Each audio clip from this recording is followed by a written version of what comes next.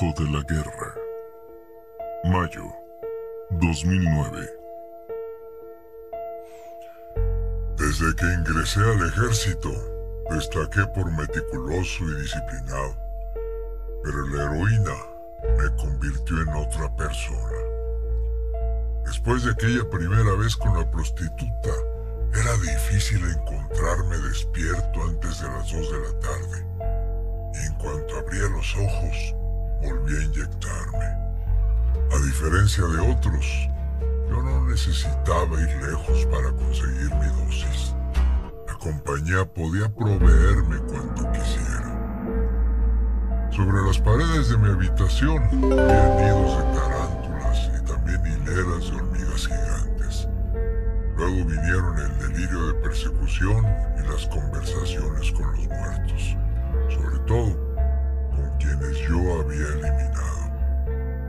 Perdí la capacidad para distinguir entre la realidad y la locura. La prostituta me visitaba cada 2 o 3 días y yo aprovechaba para hablar durante horas. Mientras estaba con ella, la angustia y las alucinaciones me dejaban descansar. La mujer cobraba una tarifa fija por aguantar el monólogo y también exigía su propia dosis. Pero aquello no duró mucho, porque Alaska se enteró de la situación. Me contaron que una puta era la responsable de que yo pasara días extraviado, y también que ella había escuchado cosas sobre la compañía que no debían saberse. Un día, Heriberto Lascano cayó por sorpresa al hotel donde estaba escondido, y me encontró en un estado muy jodido, casi tan delgado como cuando llegué al balneario. Pero esta vez no era capaz de concentrarme por más de 2 minutos en una conversación. En silencio se sentó a observarme y creí que esa presencia era otra fabricación de mi cabeza. «La voy a matar», amenazó antes de partir, y cumplió. La fueron a tirar al río Santa Catarina. Los policías encontraron el cuerpo desnudo, abierto en canal desde la vulva hasta el cuello. Alaska se encargó personalmente de acuchillarla. Y no lamenté la pérdida, porque para ese momento ya era poco lo que podía lamentar. La chiva se había encargado de desaparecer cualquier emoción en mí. Pero algo cambió desde ese momento. Tomé la decisión de ordenar mi consumo. Solo 2 unidades diarias. Solicité también que la compañía me enviara a la Ciudad de México porque, según esto, quería recuperar la relación con mi madre. Cuando volvimos a vernos, Heriberto Lascano me explicó que la prostituta merecía morir por el daño que me causó. En otra circunstancia, yo habría comprendido que la mujer fue asesinada con saña por escuchar mis interminables confesiones sobre los Zetas en aquel hotel de Monterrey. Los documentos. Julio 2015. Galdino me miró directo a los ojos y aunque repetí que en nuestro intercambio no cabía el dinero, él insistió. «Discúlpeme, señor periodista, pero ya ahorita mi situación en este momento, pues, depende de usted. Favores allá afuera me deben muchos y todo se lo voy a pagar. Se lo juro. Voy a proponerle un negocio». No estoy interesado. Solo escuche lo que quiero parlamentar. Si no le conviene, ahí la dejamos. El Pifas interrumpió la conversación para preguntar si se nos ofrecía algo más de la tienda.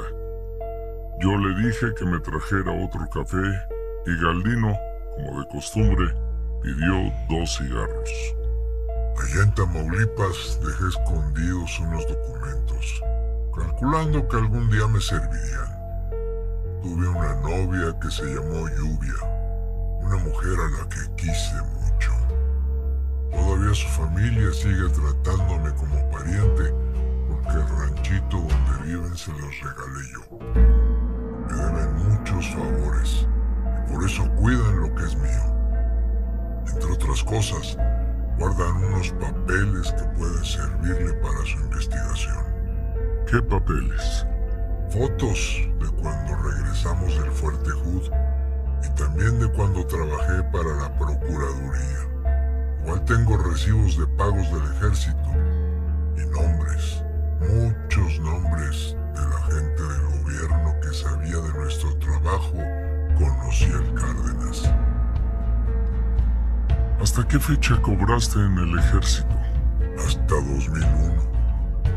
Volvió el Pifas con el café y los cigarros.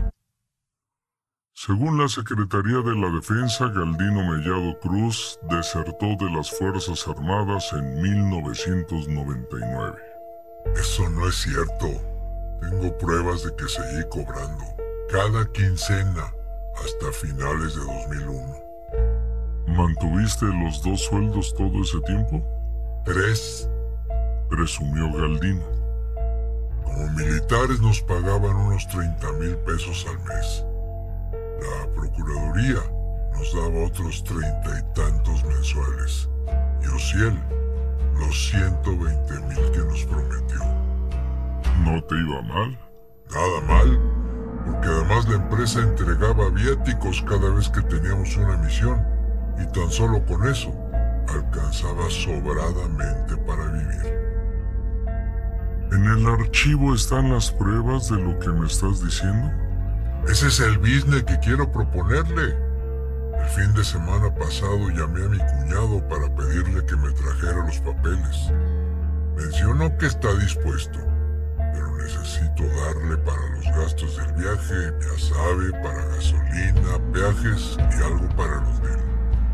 Unos 15,000. Présteme y le prometo que apenas salga de aquí, se los pago. ¿Y cómo sé que estás diciendo la verdad? Le aseguro que puede confiar en mí. Te recuerdo la cita de Jeremías, interrogué. Maldito aquel que confía en otro hombre. Ese día estaba drogado. No haga caso de mis pendejadas. Usted decide. Pero le aseguro que esas fotos serán muy útiles cuando publique el reportaje sobre mi vida. ¿Traerá tu cuñado los documentos aquí, a Chiconautla? No, de ninguna manera. La idea es que él se los entregue a usted allá afuera. Galdino logró tentarme con su business. Sabía que mi interés podía ser mucho, pero había un riesgo difícil de calcular. ¿Quién me aseguraba que él y sus socios no planeaban otra cosa? Te ofrezco pensarlo, dije para concluir la conversación.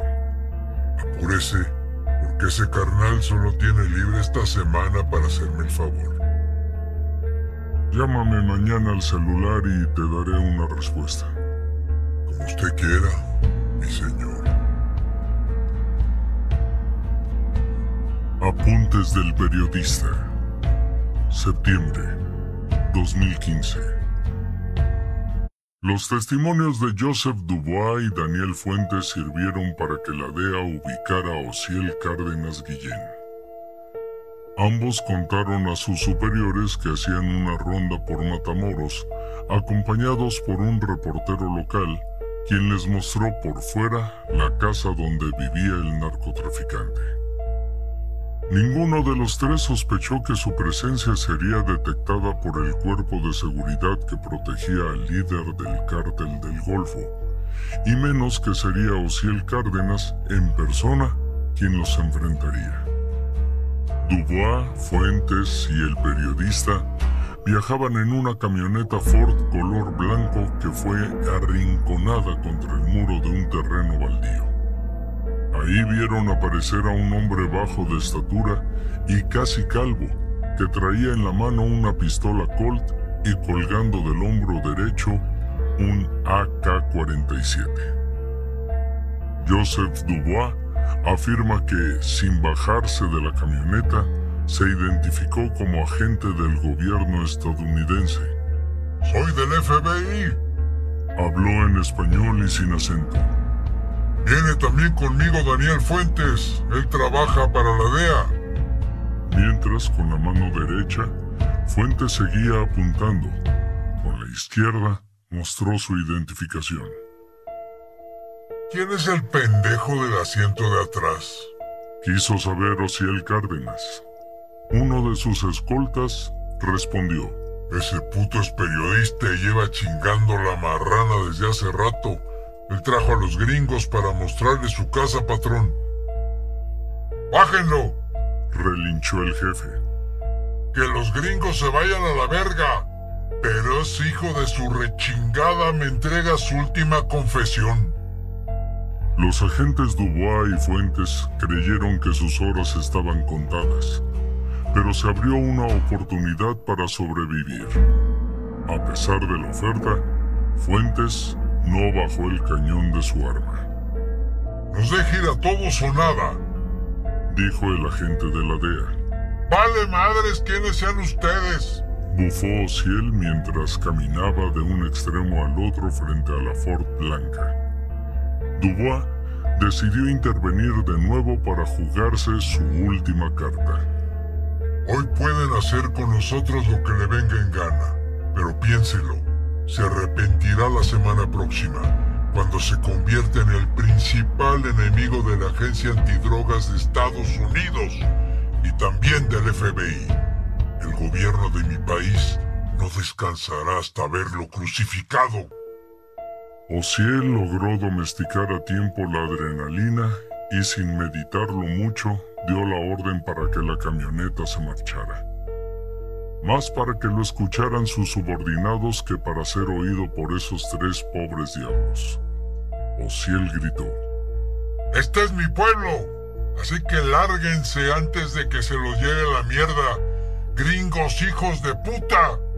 No se atrevan a regresar. Este evento marcaría el principio del fin, pero todavía faltaba mucho por suceder antes de que Osiel Cárdenas Guillén cayera preso. Una crónica periodística del Miami Herald Tribune cuenta que el procurador mexicano se encontraba ese mismo día en Washington visitando a Michael Vigil, el director internacional de la DEA. Fue una mala coincidencia cuando llegó el reporte de lo sucedido en la ciudad fronteriza de Matamoros. Según la evidencia, un narcotraficante de nombre Osiel Cárdenas Guillén había amenazado de muerte a dos funcionarios estadounidenses. Vigil precisó que ambos hacían un recorrido cuando fueron agredidos por un comando. El procurador mexicano pidió con urgencia a su oficina de México el expediente del tal Cárdenas Guillén, pero el archivo del delincuente estaba vacío. La dependencia solo tenía consignada una acusación por robo de autopartes, cometido por dicho sujeto a la edad de 17 años. Nada decían aquellos papeles sobre su antiguo empleo en el Instituto Nacional de Ciencias Penales como cuidador de perros, ni tampoco sobre los cargos que ocupó dentro de la Policía Judicial Federal. Cuando compartió esa ficha con Vigil, el directivo de la DEA reventó en improperios contra las autoridades mexicanas. Tamaña omisión necesitaba de inmediato un culpable. Así que, antes de abandonar Washington, el procurador ordenó que se investigara al delegado de su dependencia en Tamaulipas. De vuelta al país, se comunicó con el secretario de la Defensa, porque ese funcionario era coronel del ejército. Y hubo que negociar la entrega del traidor a través de los mandos castrenses. Ese mismo día, la Defensa Nacional envió a un general de 5 estrellas para arrestar al delegado de la Procuraduría. Fue un escándalo porque la noticia probaba que la manzana se pudría por varios lados. el responsable de luchar contra el narcotráfico en los estados de Sonora y Tamaulipas, un militar condecorado, era cómplice de la organización criminal que operaba en el Golfo de México. El cargo principal en su contra era la protección que daba al capo de la región, Osiel Cárdenas Guillén. Al mismo tiempo que esto ocurría, el Procurador General de la República anunció un operativo espectacular con el propósito de atrapar al narcotraficante. En un despliegue nunca antes visto, cientos de policías y militares recorrieron Tamaulipas. Varios helicópteros donados por el gobierno de Estados Unidos sobrevolaron las ciudades de Reynosa, Matamoros y Nuevo Laredo. Pesadilla en el Hotel Providencia, diciembre 1999. Recuerdo bien la noche en que todos estábamos jugando con Quién en un mismo cuarto del hotel, porque el M había organizado una reunión con las cabezas operativas de la compañía. En la última planta del hotel estaban Miguelito Treviño, Jorge Costilla, el M y su hermano Tony, mientras en la planta inferior nosotros esperábamos a que llegara el sueño. En vez de poner música, alguien encendió la televisión. Una chava idéntica a todas las morras que anuncian noticias hablaba de no sé qué cuando de repente apareció en la pantalla la cara de Treviño y luego fotografías del Cos, Tony y por último del M. ¡Súbanle!, aullé para que todo el mundo me escuchara. Betancourt se acercó al aparato y logró que la voz de la presentadora superara las exclamaciones de tanto cabrón alebrestado. Nos quedamos congelados. Aquello debía ser una broma. Alguien había fabricado un video falso o algo así para burlarse de nosotros. Según esto, el comandante Osiel Cárdenas Guillén, el empresario Ricardo Garza y el M eran la misma persona, la cabeza de una poderosa organización de narcotraficantes. Busqué la mirada de Lasca y en ese momento descarté lo de la broma. Mientras los demás estábamos sacados de onda, Heriberto, el Homer y Decena continuaron jugando en un rincón del salón.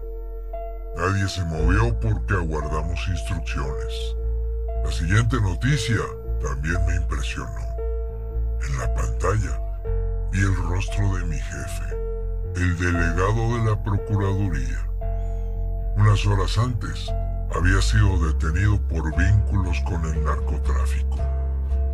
Razoné que si el coronel había caído, no tardarían en dar con los demás pendejos que trabajábamos bajo sus órdenes. Cuando yo mismo estaba a punto de subir a la última planta del hotel para informar al M sobre lo que decían en la televisión, el Lasca apagó el aparato con el control remoto y dijo en tono calmado: Señores, lo que acaban de ver es puro cine. No hay nada de qué preocuparse. Váyanse a dormir, que mañana tenemos una jornada pesada. Quise hablar a solas con Heriberto, pero no me lo permitió. El desayuno lo arreglamos, carnal. Descansa, no hay de qué preocuparse. ¿Descansar? ¿Qué orden podía ser esa? ¿Quién sería capaz de hacerlo después de enterarse de una noticia así? Era como para agarrar los vehículos esa misma noche, cruzar la frontera y esconderse del otro lado. Antes de decidir cómo proceder, revisé que la AK-47 estuviera lista para disparar. Luego saqué de entre la ropa el tablero de IFA y los opeles respondieron que debía quedarme junto a mis compañeros. Esa señal me tranquilizó y aún así no me quité las botas en toda la noche. noche. Mientras trataba de dormir, sonó mi teléfono. Como reconocí el número, respondí de inmediato. Era mi tío, el sargento, que llamaba preocupado desde Tampico el Alto, porque acababa de escuchar la noticia de la detención del coronel. Ahora me tocó el turno de simular, tal como lo había hecho Alaska con nosotros. Le dije que no se preocupara, que llevaba varios meses sin ver al delegado porque estaba comisionado en tareas de esas que por teléfono no se pueden comentar. Más alivianado, pidió que me cuidara y no echara a perder mi brillante carrera militar. La palabra brillante sonó extraña en esa conversación. Mencionó que todavía estaba a tiempo de ingresar al colegio militar para ascender a subteniente, y solo para que me dejara dormir, prometí que lo consideraría. Aquella fue una noche cargada de preguntas que no me dejaron dormir. ¿Por qué nadie vino a buscar a Lemmy al hotel donde nos hospedábamos? ¿Por qué Alaska y Decena estaban tan tranquilos? ¿Cómo era eso de que no debíamos preocuparnos? Antes de que amaneciera tomé un baño largo y bajé a desayunar temprano. Fui de los primeros en entrar al restaurante. Poco a poco llegó la raza nuestra. Los jefes notaron la circunstancia de silencio. Entonces el COS se animó a preguntar: ¿ustedes qué tienen, cabrones? ¿Están mal cogidos o se les apareció el diablo? Esperamos a ver quién hablaba primero. Entonces el M se levantó y volvió a interrogar. A ver tú, Galdino. A mí ya me hablaba así porque yo era su chofer personal. ¿Qué carajo sucede? Nada, mi señor. Nada. Es que no sé cómo decirlo. ¿Hay alguna molestia? ¿Les falta dinero? ¿Vieron maltratos? No, respondí, sin querer hablar de más. Suéltenlo para que podamos platicar, insistió el M, dirigiéndose a la bola de culeros que me estaban dejando solo. Disculpe, mi señor, me atreví pues a abrir la boca aunque la voz me salía chiquita. Perdone que le haga mención, pero ayer, estando todos presentes aquí en el hotel, vimos que usted y otras de las personas salieron en la televisión acusadas de... Dijeron en las noticias que lo andaban buscando, jefe, por narcotráfico. Luego vino lo de las camionetas y la droga que transportábamos escondida en los asientos y la pregunta de si queríamos seguir trabajando para la compañía. En ese hotel fue donde decidí que iba a ser parte del narcotráfico, bajo las órdenes del patrón Ociel. Lo hice porque tenía ambiciones, pero también por miedo de lo que pudiera suceder si me negaba. Lo más culero fue cuando rajamos a Ciro Justo, el que era hermano de mi carnal, Oscar Guerrero. No quedó nada humano en aquella persona y por eso nos sentimos tan poderosos. Recuerdo ese momento como si hubiera sucedido ayer, porque en aquella casa de seguridad se fundaron los Zetas.